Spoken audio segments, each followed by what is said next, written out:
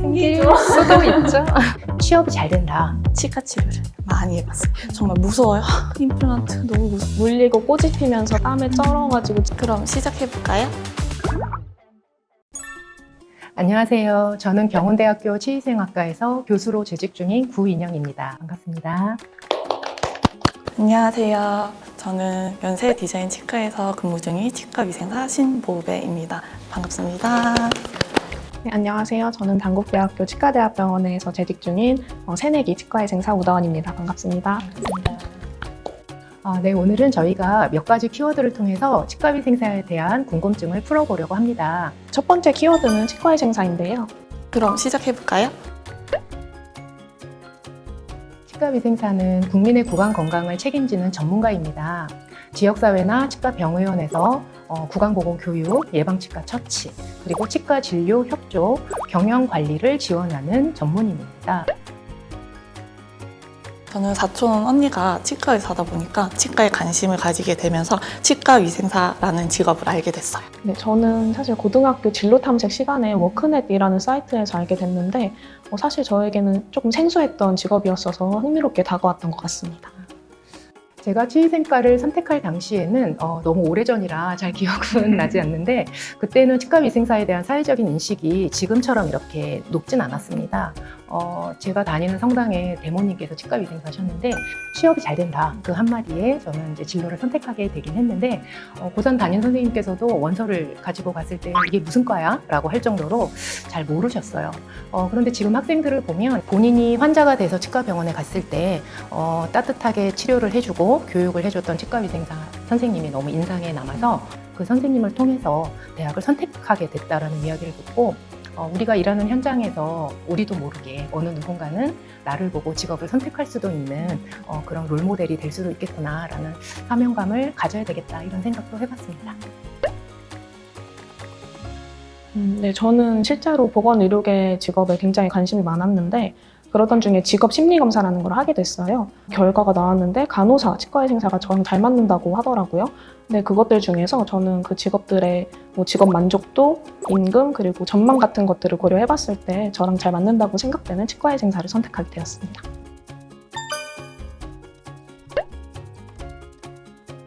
주 40시간 일을 하는 게 되어 있고요.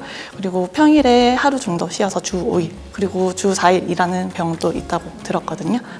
그리고 요즘은 결혼, 그리고 출산, 그런 거에 복지적인 부분이 해주시는 병원분들이 많이 늘어난다고 저는 알고 있어요. 네, 맞는 것 같아요. 사실 병원마다 다르겠지만 야간 진료나 주 6일 일을 하시는 병원은 사실 업무 강도가 좀 높다고 들었어요. 하지만 그만큼 월급 등으로 보상이 주어지는 걸로 알고 있습니다. 치과의생사의 수명 길다고 생각을 하는데 육아휴직 등으로 쉬었어도 다른 직업보다는 복직할 수 있는 기회가 많다고 생각을 해요. 그리고 사실 임상이 아니더라도 다양한 직종에서 근무하시는 분들이 많아서 수명이 길다고 생각을 합니다. 저는 치과위생사 이름으로 32년째 지금 살고 있습니다. 임상에서 11년 있었고 중간에 결혼, 출산, 육아로 4년 동안 쉬기도 했습니다. 그리고 이제 대학에서 학생들을 가르치기 시작한 게 이제 17년이 됐습니다.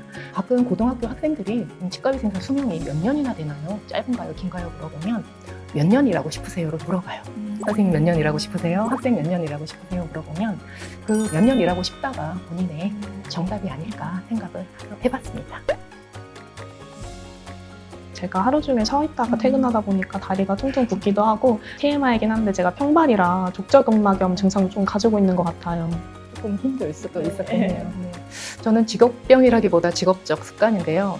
사람들을 보면 구강 구조가 가장 먼저 눈에 띄죠. 그래서 TV에 나오는 연예인들도 저분은 전치부 고철을 하셨네 이런 식으로 구강을 많이 보는 편인 것 같고 또 이제 발음이나 이런 것도 좀 관심 있게 보는 편입니다. 전 손목이 너무 안 좋다 보니까 손목 보호대를 하면서 일을 하게 돼요. 사실 그런 꿀팁은 제가 들어야 할 팁 같은데 그래도 말씀 한번 드리자면 일이 아무리 힘들어도 같이 일하시는 분들이 좋으면 일하기 좋은 병원이라고 할 수 있지 않을까 싶습니다. 저도 같이 일하는 사람들끼리 즐겁게 할 수 있는 병원이 제일 좋다라고 생각은 해요. 정말 그런 경우가 찾기가 어렵긴 하죠. 저는 치과 치료를 많이 해봤어요. 안 해본 치료가 없어요. 틀립 빼고는 다 해본 상태라서 환자들이 정말 무서워요. 임플란트 너무 무섭고 뭐 무섭고. 환자분 저가 해봤는데 괜찮더라고요 하면서 환자들의 신뢰를 가지면서 조금 마음을 진정시켜드리면서 편안하게 할 수 있게끔 해드리고 있어요. 소아치과에 재직 중인데 그러다 보니까 소아 환자와 대화할 때가 많아요. 근데 소아 환자가 이제 무서워할 만한 상황, 예를 들면 인상체득을 하는 상황에서는 텔쇼드가 정말 중요하다고 생각이 들어요. 그래서 인상체득을 하기 전에 꼭 트레이 같은 거를 눈에 보여주고 직접 만져보기도 하면서 아이들한테 용기도 불어넣어주고 여기 아이클레를 담아서 치아 도장을 찍을 거야 라든지 이렇게 말을 설명을 해줌으로써 아이들이 조금 더 용기를 가지고 할 수 있게 만든 다음에 이제 인상체득을 하게 되면 아이들이 굉장히 잘 따라와 줍니다. 타 직종보다는 이제 이게 좀 쉬운 편이긴 해요. 근데 정말 저한테 맞는 치과를 찾는 거, 저랑 잘 맞는 사람을 찾는 거와 같다고 생각이 들어요.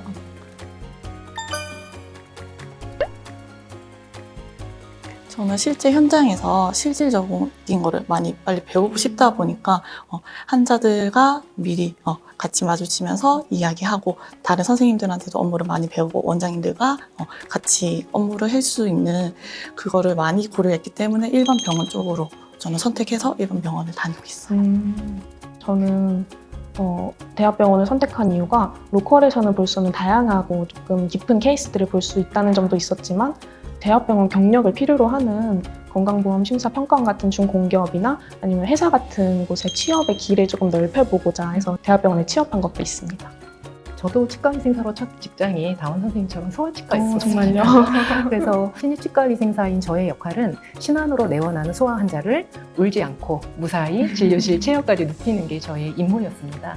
그래서 신안이 오면 작은 방에 들어가서 사탕치아 임금님이라는 동화 구현을 해주고 마음을 얻고 난 뒤에 진료실로 안전하게 데리고 와야 되는데 아마 그때가 시작이었을 것 같아요.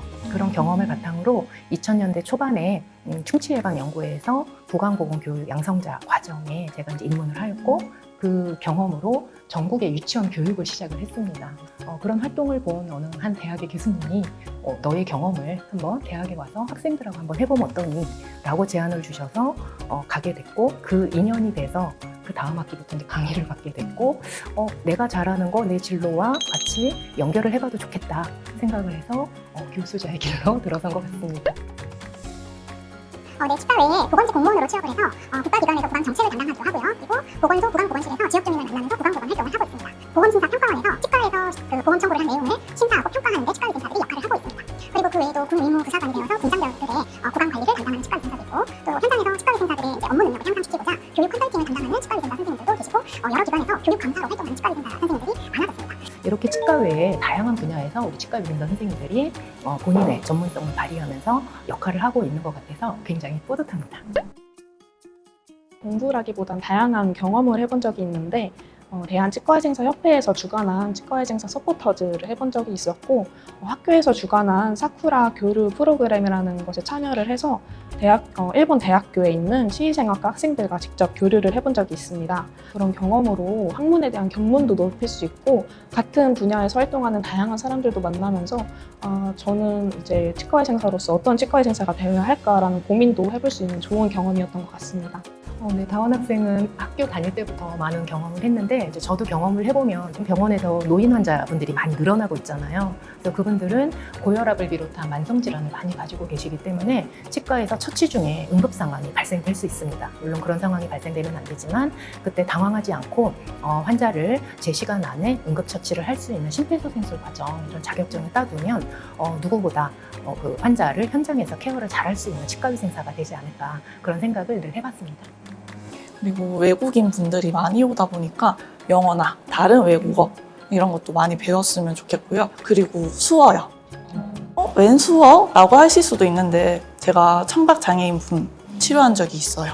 그때 종이로 이렇게 얘기를 하면서 치료를 들어갔긴 했지만 내가 정말 수어로 이 환자분과 소통을 했으면 이분이 우리 병원을 믿고 나를 믿고 조금 더 마음 편히 치료를 했을 수 있지 않을까라는 느낌을 가지게 되어서 수어는 정말 갑자기 배우고 싶다라는 생각이 들더라고요. 그래서 좀 추천해요.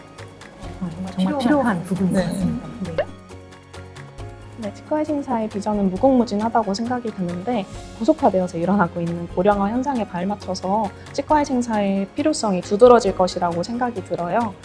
저는 학부생일 때 구강 방문 관리 사업에 참관한 적이 있는데 그래서 그 참관했던 경험을 통해서 이 노인 구강 관리에서의 치과의생사의 필요성을 굉장히 느끼게 되었어요. 이런 치과의생사의 전문성을 함양하는 노력을 통해서 앞으로의 사회에 조금 발맞춘 노력을 할 수 있지 않을까 싶습니다. 치과위생사는 시대의 변화에 따라서 또 특수 대상, 특수 환경에서 전문성을 발휘해서 아주 무궁무진하게 발전할 수 있는 분야 맞고요. 다운 선생님께서 말씀하신 노인 장애인 전문가 과정이 실제 대한치과위생사협회에서 진행을 하고 있고 1기, 2기, 3기, 4기까지 양성 중입니다. 그래서 그뿐만 아니라 이제 유치원과 초등학교 구강보건교육도 치과위생사협회가 기업과 협약하고 서울시 교육청과 MOU 과정을 통해서 교육을 진행하고 있습니다. 굉장히 지금 그 만족도가 높은 교육 성과로 꼽고 있고 2024 국제 치의생 심포지엄이라고 하는 ISBH가 서울에서 성황리에 개최가 되었고 성공리에 마쳤습니다. 세계 치의생 연맹 국가가 다 참여하고 대한민국이 당당하게 60년 만에 우리나라에서 개최를 하면서 한국의 치과위생사들이 세계 치의생국에 내놓아도 뒤지지 않는다. 오히려 앞서 나가는 우리 선진 치의생의 어떤 그 역할이라든지 업무 범위, 현장의 이야기를 영어로 이렇게 프리젠테이션 하시는 그런 치과위생사들을 보면서 굉장히 뿌듯했고요. 그 현장에 함께 있었던 것만으로도 가슴 벅찬 그런 경험이었습니다. 이런 다양한 영역에서 우리 치과위생사들이 업무도 확장하고 좀 더 발전된 모습으로 나아갔으면 좋겠습니다.